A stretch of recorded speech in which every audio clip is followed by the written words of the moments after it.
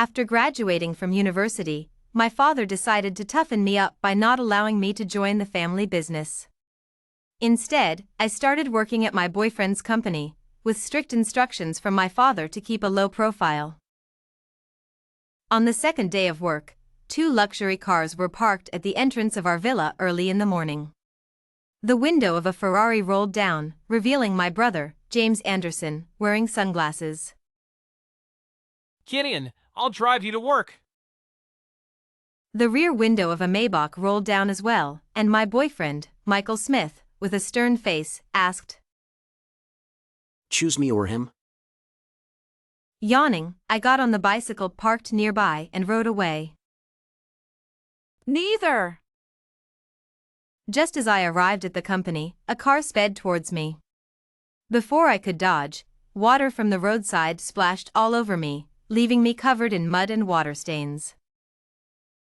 The car stopped, and Emily Johnson stepped out gracefully in high heels. She removed her sunglasses and gave me a once-over, a hint of mockery in her voice. Well, if it isn't Sarah Williams. Why are you coming to work in dirty clothes?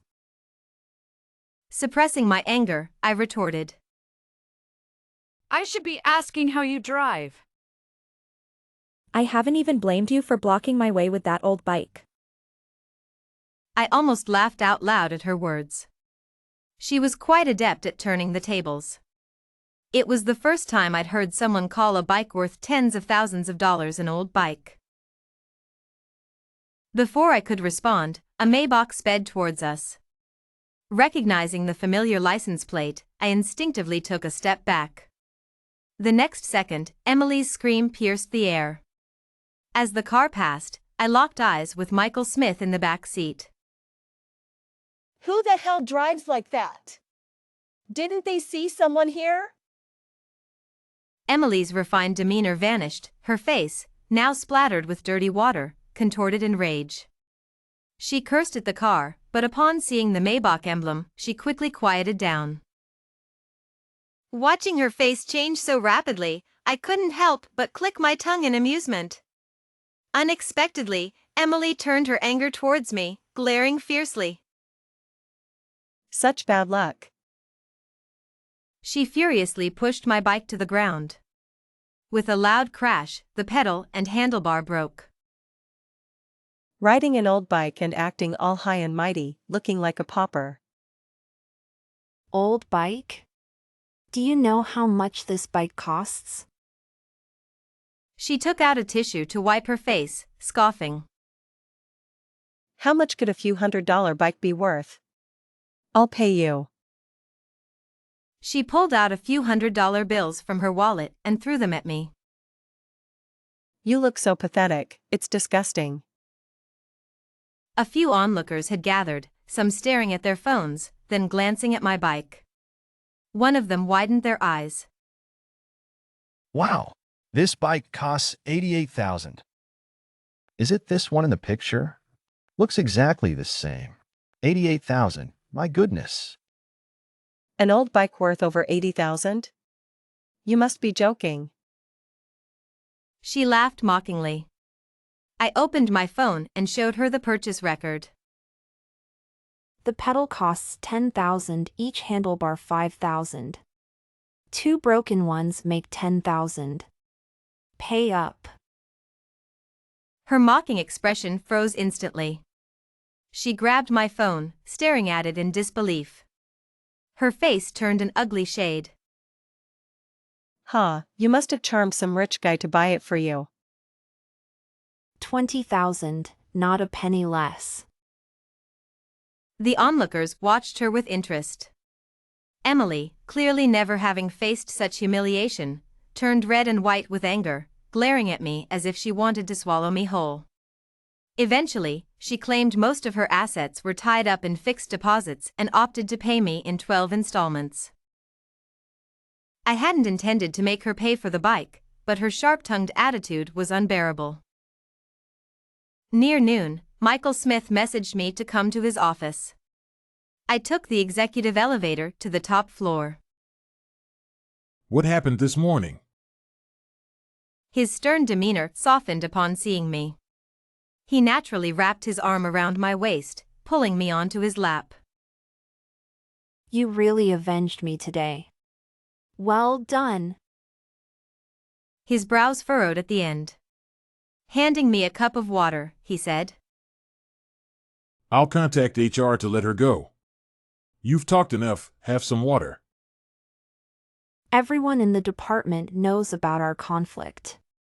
If she leaves as soon as I arrive, they'll start gossiping again. Let her stay for a few more days.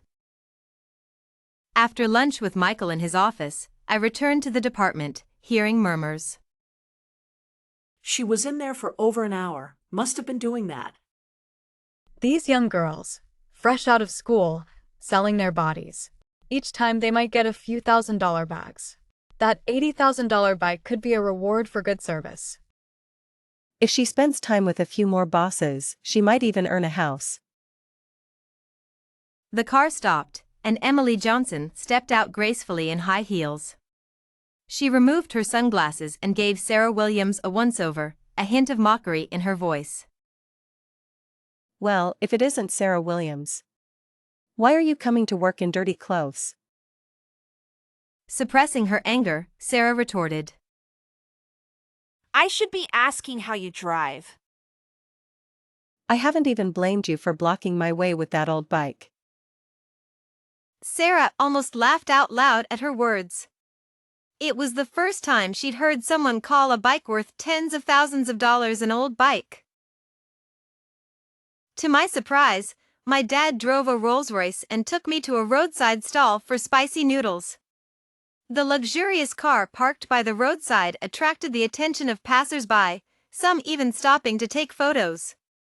My dad, dressed in a suit with his sleeves rolled up, was engrossed in his bowl of spicy noodles. Driving a car worth millions while slurping $5 noodles left me momentarily speechless. How's it going at Michael Smith's company? I recounted the events of the past few weeks. His brows furrowed deeply, and he slammed his chopsticks on the table. The bodyguards nearby held their breath, unsure of what had happened. Is this how Michael Smith runs things? Go back to your brother's company. We won't tolerate this nonsense. I think you're just afraid of Mom blaming you. You didn't say that when you stopped me from joining the family business. Caught off guard, he coughed lightly. Well, if anything happens, just go to your brother. Our company is right next to Michael's. I refuse to believe anyone in this city would dare bully Robert Anderson's daughter. His outburst startled the passers-by, who quickly hurried away after glancing at us. I sighed, rubbing my forehead in exasperation. Turning to the bodyguards, I asked, How much has he had to drink today? They remained silent. My gaze turned threatening. 2 bottles of white. I immediately called my mom. It ended with her dragging my dad by the ear, his previous bravado replaced with pleas for mercy. Even James Anderson, far away in his office, got a scolding from her. As I prepared to return to the company, a friend sent me a link on social media. Your Majesty, here's the latest workplace gossip for your perusal. Amused, I clicked on it, but my expression soon darkened. A gossip account had posted a fan's submission, claiming a new graduate had secured a job by getting involved with a company executive. The post included screenshots of colleagues gossiping in a private chat and a photo of me getting into the luxury car, insinuating that the car's owner, an older married man, was my benefactor. The car stopped, and Emily Johnson stepped out gracefully in high heels. She removed her sunglasses and gave Sarah a once-over, a hint of mockery in her voice. Well, if it isn't Sarah Williams. Why are you coming to work in dirty clothes? I should be asking how you drive. With an air of arrogance, Emily replied. I haven't even blamed you for blocking my way with that old bike. Sarah almost laughed out loud at her words.